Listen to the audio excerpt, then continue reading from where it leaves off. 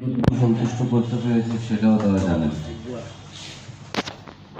সংবিধানের সংশোধনের একটা বিষয় ছিল, আমি এর সাথে একটু সম্পৃক্ত ছিলাম। আমি সাইদ ভাই রাজ্জাক ভাই আমাদেরকে দায়িত্ব দেওয়া হয়েছিল। যতটুকু আমাদের বেদায় মনে হয়েছে এই জিনিসগুলো আনা দরকার সেগুলো আমরা দিয়েছিলাম। হ্যাঁ, এবং এইটা দায়িত্বটা আমার দেওয়া হয়েছিল, আমরা রিপোর্টও দিয়েছিলাম এবং সম্ভবত গত এজিএমটা পাশও হয়েছে। হয়তো ভবিষ্যতে আরও সংশোধন হবে, কিন্তু আমার মনে হয় আমরা যেটুকু চেষ্টা করেছি আপনাদের স্বার্থ সংরক্ষণ করার।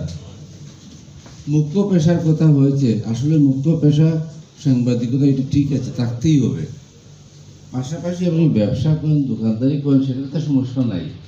কিন্তু আপনি আইনজীবী হবেন, আপনি অন্য একটা ব্যাংকার হবেন, সেটা কিন্তু সাংবাদিকতা মুখ্য পেশা অ্যালাউ করে না। এই জায়গাটা কিন্তু ছাড় দেওয়ার সুযোগ নেই, এটা আপনাদের মনে রাখতে হবে। বিগত কমিটি একটা বিষয় এসেছে, বিগত কমিটি এবং সাবেক সভাপতি পাওয়ার ব্যাংক সংক্রান্ত একটা বিষয় নিয়ে আমি শুনেছি। আমাদের অনেক সদস্য, সহযোগী, সহযোদ্ধার নানা প্রশ্ন ছিল। সভাপতি এনেছেন, ধন্যবাদ তাকে। সভাপতি, বর্তমান সভাপতি ব্যাখ্যা দিয়েছেন, কিন্তু আমি বলি বর্তমান সভাপতি এটা ব্যাখ্যা দিয়েছেন, সেটাও সুন্দর, কিন্তু কেউ কিনতে গিয়ে টাকা বেশি দিয়ে আসে, এটা কোনোদিন আমি শুনি নাই।